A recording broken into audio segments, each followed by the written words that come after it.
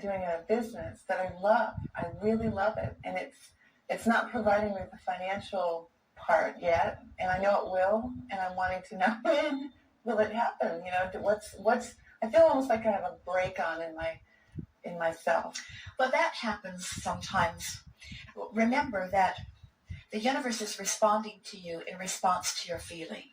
Mm-hmm. And so sometimes when things dovetail with a subject like dollars, a subject that you and almost everybody else has pretty well practiced the feeling of not enoughness around, what happens is things can go very well. It's as you say, I'm having a good time, things are expanding, I'm getting many new ideas, I'm feeling lots of energy flowing, but the dollars just aren't rolling in the way that I'd like. And we say it's usually because you've practiced for a while the feeling of not enough dollars. And so you really have to begin to imagine more dollars or get off the subject altogether. We want to be clear about that. You see, you do not have to launch an intention and then hold doggedly to that thought and only that thought in order for the universe to bring it in. It's not like casting out there with your great line and hooking onto this fish of something that you want and then having to keep tension on it in every moment or it will shake off and get away from you. It isn't like that at all.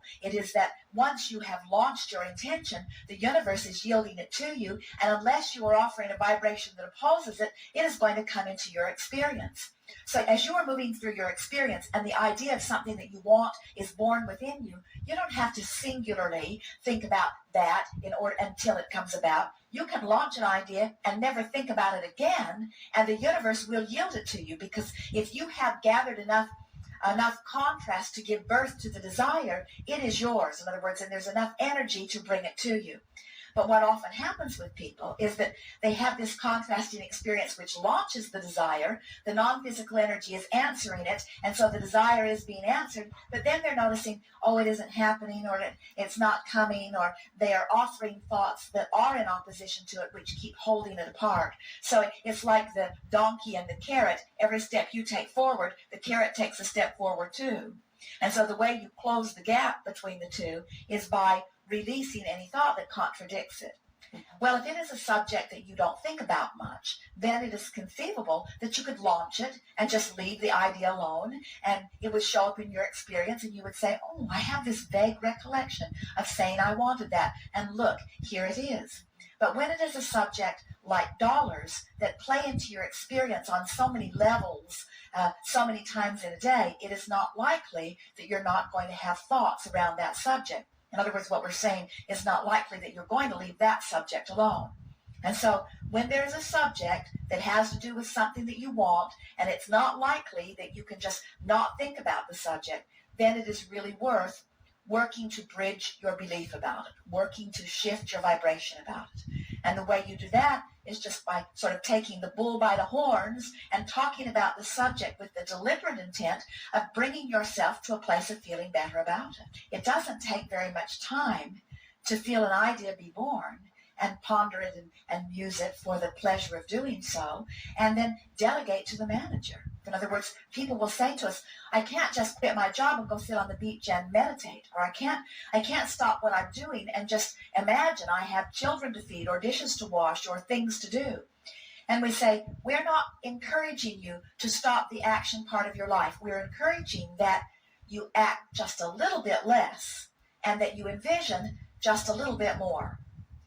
What we would like to say to you is that there is power in lining up energy, the likes of which in your action orientation you don't really know.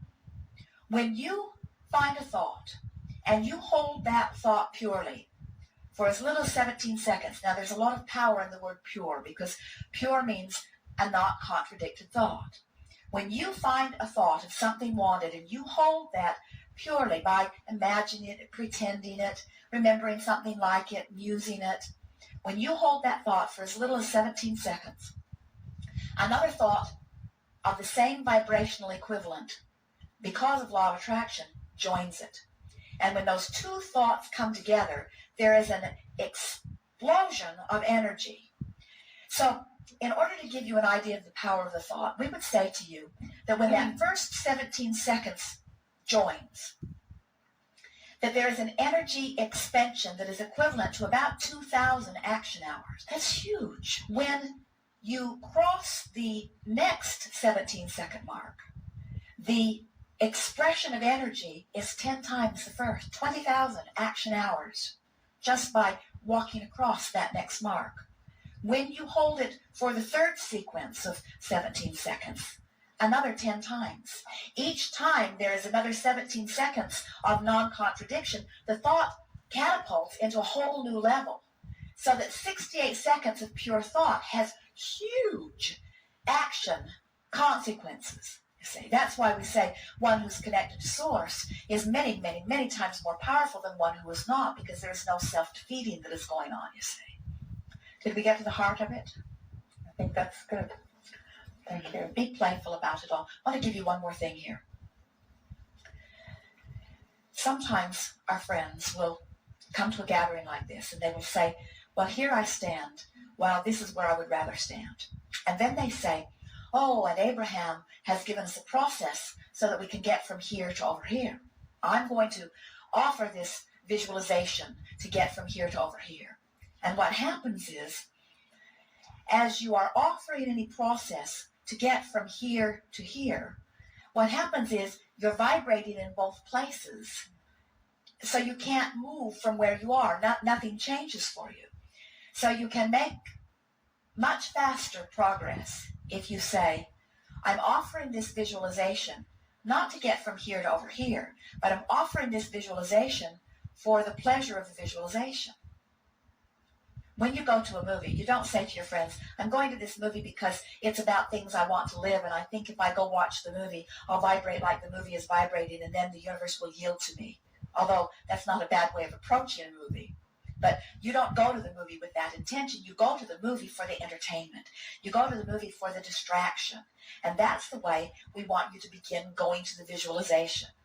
Don't visualize to make something happen.